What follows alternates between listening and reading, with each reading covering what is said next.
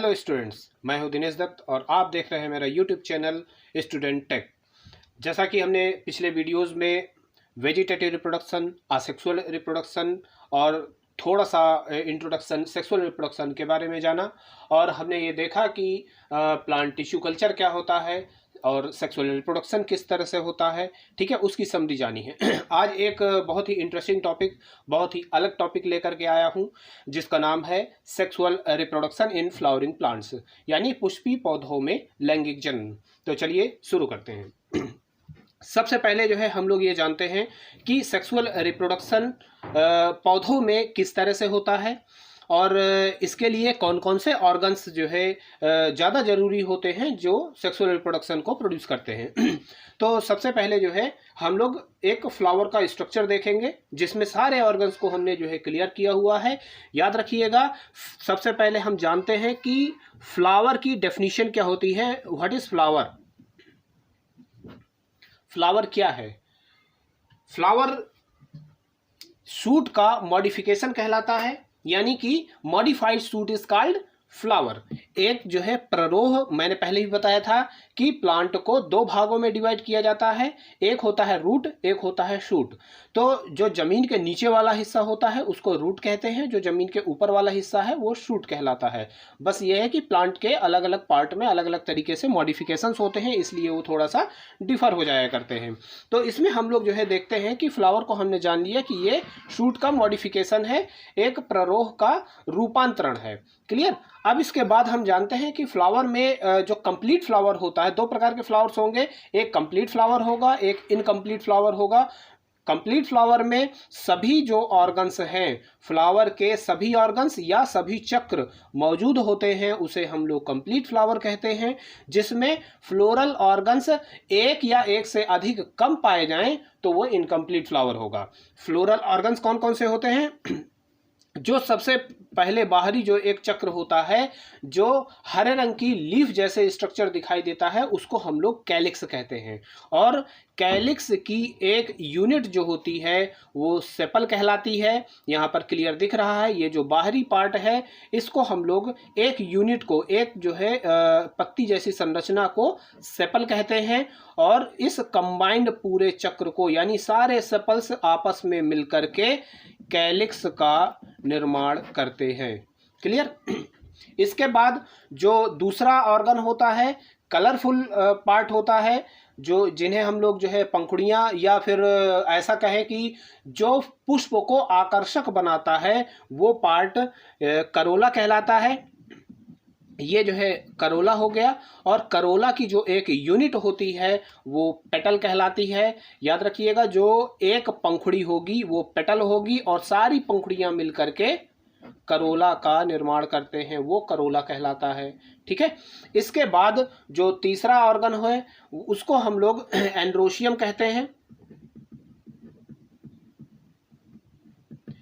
Androecium flower का male reproductive organ कहलाता है, यानी नर जननांग है। हम सभी जानते हैं कि जो एंड्रोशियम होता है, एंड्रोशियम में एक महत्वपूर्ण भाग होता है जिसे हम लोग एंथर कहते हैं।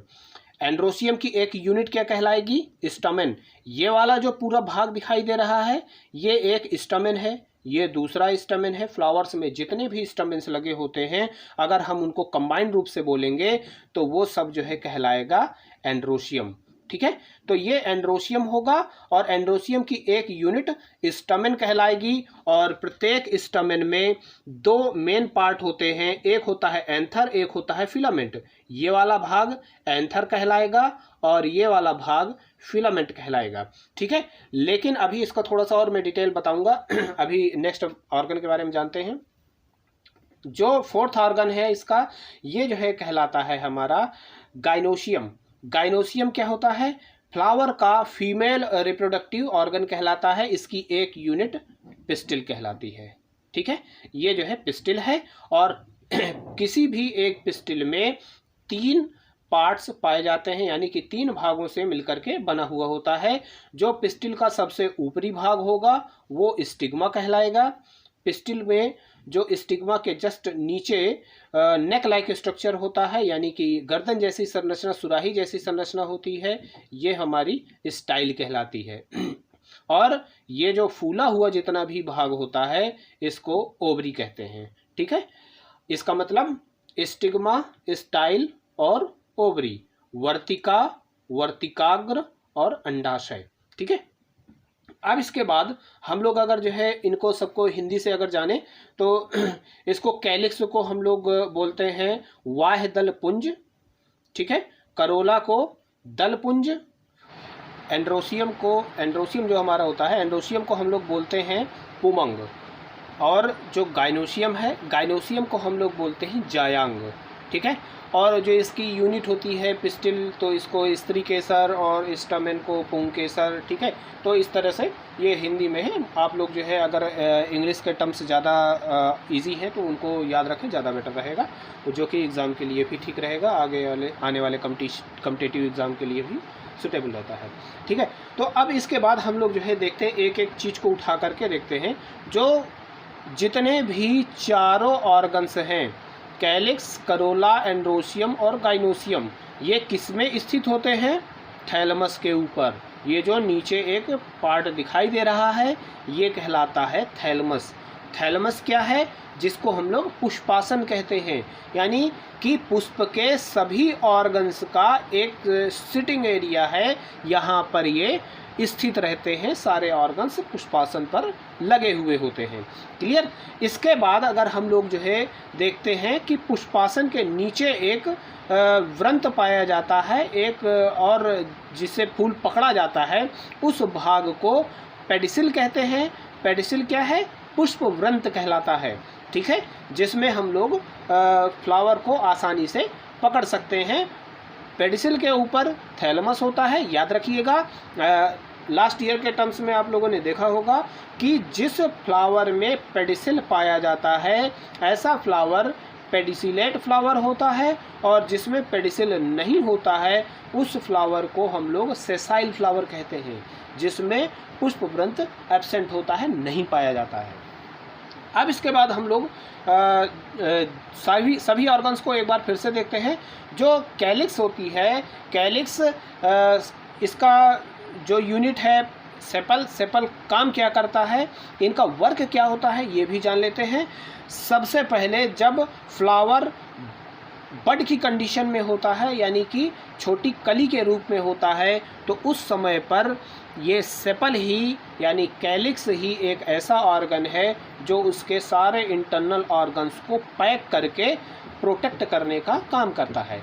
यानी प्रोटेक्ट किससे करना है? धूप से, धूल से, आंधी से, टेम्परेचर से, बारिश से, इन सब चीज़ों से इनको प्रोटेक्ट करने का काम करेगा। कौन? कैलिक्स। ठीक है, जब फ्लावर खिलने लगता है तो उसमें जो है एक अलग सा अट्रैक्शन आता है। तो अट्रैक्शन इस वे पर नहीं कि मनुष्य को अट्रैक्ट कर रहे हैं, नहीं, फ्लावर अपने अंदर ये जो करोला जैसा ऑर्गन बनाया है वो सिर्फ इंसेक्ट को अट्रैक्ट करने के लिए होता है। इंसेक्ट को क्यों अट्रैक्ट करेगा भाइयों? इंसेक्ट को इसलिए अट्रैक्ट करता है ताकि जब इंसेक्ट इसके अंदर नेक्टर लेने के लिए आएगा, मकरंद लेने के लिए आएगा, तब इसके जो एंथर होता है, एंथर की वाल फटेगी और सारे परागकण यानी पॉलन ग्रेन्स उसके ऊपर झड़ जाएंगे, और जैसे ही वो किसी दूसरे फ्लावर में जाएगा तो परागकण इस स्टिग्मा में ट्रांसफ़र हो जाते हैं। तो इस कंडीशन को हम लोग पॉलिनेशन कहते हैं। तो ये पॉलिनेशन करने के लिए ये ऑर्गन्स पाए जाते हैं। ठीक है, कौन? करोला। क्यों? क्योंकि जो है ये चमकदार होता है, कलरफुल होता है, फ्रेगरेंस वाला होता है, इसमें नेक्टिफेरस ग्लैंड्स पाई जाती हैं, जिसके कारण इंसेक्ट आकर्षित होते हैं और पॉलिनेशन में सहायक होते हैं। अब इसके बाद जो थर्ड नंबर का ऑर्गन है हमारा एंड्रोसियम। एंड्रोसियम की जो यूनिट होती है स्टमेन, हमने बताया ही था। इसमें एंथर और फिलामेंट होता है, और इस भाग को हम लोग कनेक्टिव कहते हैं, क्योंकि एंथर में प्रत्येक भाग में दो लोब होते हैं और इसमें जो है 2 पार्ट्स पाए जाते हैं। इसका मतलब इसमें जो है 4 लोब पाए जाते हैं और चारों में हमारे पॉलन ग्रेन्स भरे हुए होते हैं। क्लियर? ये पॉलन ग्रेन्स जैसे ही मैच्योर हो जाएंगे तो एंथर वाल फटेगी और ये परागकण बाहर निकल आएंगे। इसलिए और जो परागकण होते हैं परागकण जा करके स्टिग्मा में गिरेंगे, यहीं अंकुरित हो जाएंगे, पॉलन ट्यूब बनाएंगे, उसमें 2 केंद्रक होंगे जिन्हें हम लोग मेल गैमिट कहते हैं। और सेक्सुअल रिप्रोडक्शन की डेफिनेशन मैंने पहले ही बताई थी लास्ट वीडियो में कि मेल और फीमेल गैमिट का फ्यूज़न ही सेक्सुअल रिप्रोडक्शन कहलाता है। तो मेल गैमिट का फॉर्मेशन किससे होगा? इस एंड्रोशियम से होगा, ठीक है, स्टैमेन से होगा। अब इसके बाद जो है, इसीलिए इसको मेल रिप्रोडक्टिव ऑर्गन कहा जाता है, क्योंकि मेल गैमिट्स का फॉर्मेशन यही करते हैं। फिर दूसरा है हमारा लास्ट वाला, इसको हम लोग बोलते हैं गाइनोसियम। गाइनोसियम यानी कि एक unit pistil, stigma style ovary में डिफ्रेंशिएट होती है। और याद रखिएगा, जैसे ही यहाँ से पॉलन ट्यूब अंदर की ओर आती है, ये इसका अंदर वाला जो भाग है इसको हम लोग बोलते हैं ओव्यूल। ओव्यूल क्या है? बीजांड। बीजांड फर्टिलाइजेशन के बाद अंदर जो फीमेल गैमिट बनता है, जिसे हम लोग जो है एग नाम दे देते हैं, ये एग फीमेल गैमिट कहलाएगा। मेल गैमिट यहाँ से आते हैं, ठीक है, यानी कि एंड्रोशियम से आते हैं। तो क्या होगा कि मेल और फीमेल गैमिट यानी एग आपस में फ्यूज हो करके जाइगोट बनाएंगे, 2n कंडीशन, ठीक। इसके बाद यानी फर्टिलाइजेशन कंप्लीट हो गया। अब ये जो ओवरी वाला हिस्सा है, फर्टिलाइजेशन के बाद फ्लावर्स में बहुत सारे चेंजेस होते हैं, बहुत सारे जो है चेंजेस दिखाई देंगे। कैसे? मोस्टली फ्लावर्स में फर्टिलाइजेशन के बाद सेपल सूख करके झड़ जाते हैं, पेटल सूख करके झड़ जाते हैं, ये जो स्टैमेन है, स्टैमेन भी सूख करके झड़ जाता है, स्टिग्मा स्टाइल भी ख़त्म हो जाती है। ओवरी क्या करेगी? फल में चेंज हो जाएगी, और जो बीजांड है ये बीज के रूप में परिवर्तित हो जाएगा, यानी ओव्यूल बना लेगा सीड और ओवरी बना लेगी फल। इसीलिए जो फल की डेफिनेशन होती है, क्या कहते हैं फल को? Mature ovary is called fruit. परिपक्व अंडाशय को हम फल कहते हैं, ठीक है। तो ये इतनी चीज़ें यहाँ पर हैं। मेन इसमें जो एसेसरी ऑर्गन्स हैं ये 2 ही होते हैं। एक होता है स्टैमेन, दूसरा होता है पिस्टिल, जो सेक्सुअल रिप्रोडक्शन के लिए बहुत ही महत्वपूर्ण होते हैं। इन ऑर्गन्स के द्वारा ही सेक्सुअल रिप्रोडक्शन कंप्लीट होता है।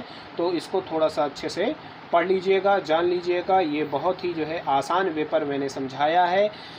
अगर जो है कहीं पर भी डाउट हो, नहीं समझ में आ रहा है, तो आप कमेंट करके पूछ सकते हैं। और मेरा जो व्हाट्सएप नंबर है उसको भी आप नोट कर सकते हैं।